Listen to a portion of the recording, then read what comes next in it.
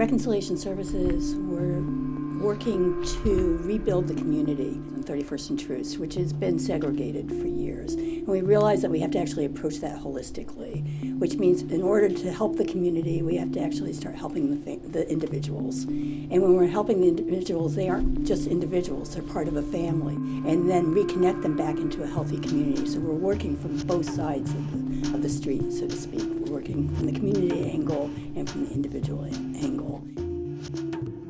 A lot of what we do at Reconciliation Services is really focused on men, because men are the one group that is marginalized in the social service agencies. So really for years that's what we've been doing, but suddenly I realized that we had these women coming in that were actually not getting help too. There were women that were dealing with generational trauma, with individual trauma, with post-traumatic stress disorder. They were depressed and they never had been able to receive treatment for those things because it was just the way they had always lived.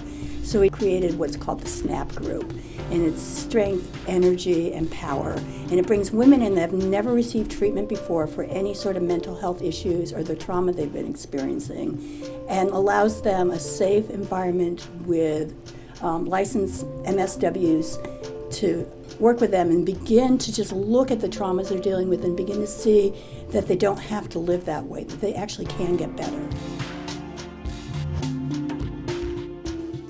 Foster Grandparents Program is a program that allows seniors to give back to the community. They have all these years of experience, and they actually are sent into schools and different programs where children are and actually begin working with those children. Patricia enrolled in the Foster Grandparents Program because she had always wanted to work with children, and she had never felt like she had the skills to do that. So she signed up for Foster Grandparents, and they linked her with Operation Breakthrough right across the street from us. And she's working now with 4 children with special needs.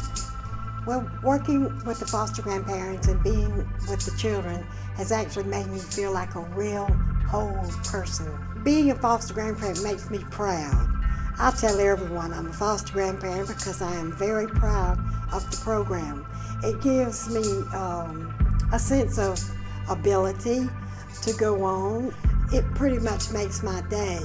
The things the children say just make you laugh and make you feel good.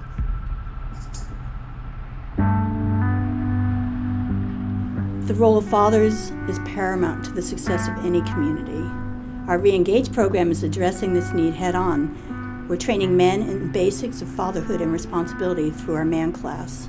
Well, pretty much before I joined the Man Class, growing up, I was a wild child, so I was just always in the streets, and had no sense of direction with life. I was just always in the streets, in and out of trouble. But I didn't have a vision for my life at first, but now I do because I have a child on the way, and the Man Class actually helped me stay focused.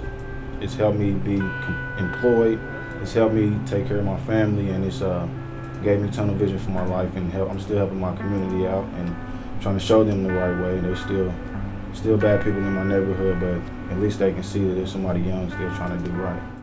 So at Reconciliation Services, we provide emergency services for clients. We provide for their food needs, utility needs, and medicine cabinet for somebody that has an emergent need for medicine. We start addressing those emergency needs and build a relationship with them.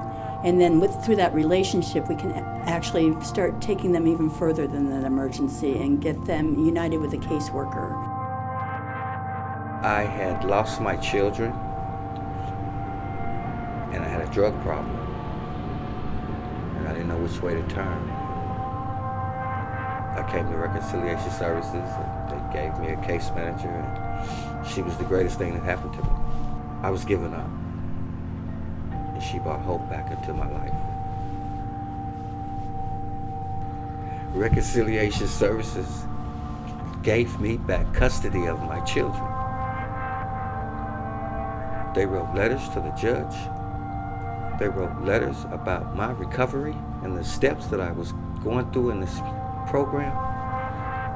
I'm sorry this is touching me because I never had a chance to talk about this. But I have custody of one of the most important things in my life, and that's my son.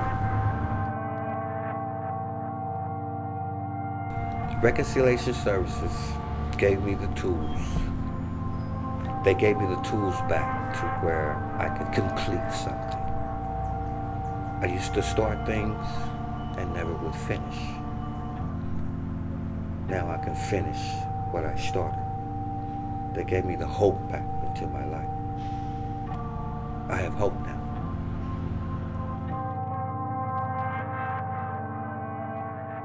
I got a call from an outreach worker one day saying that they knew a man that had been on the street living in a tent for 10 years, and his name was Sonny. The story we learned about Sonny was that 10 years before, he had lost his job. His wife had walked away from him and taken his children, and he went to his mom for help, and even she rejected him. I mean, nobody wants you, what you gonna do? Okay? I'm strong. I'm a survivor. I say I'll make it. Okay? I'll make it. We set up Sonny with a caseworker and began to address his needs. And I was skeptical at first. I was very skeptical at first. But when I spoke to the representative from RS, I felt at ease. Then I got to trusting. It makes me a better person too, because the things that you teaching me, I'm using. If I have a problem, I can talk to you. I can really talk to you. Okay? I can really talk to you. Before, I couldn't. I had nobody to talk to, I love RS. I didn't know nothing about him before, but now I love him.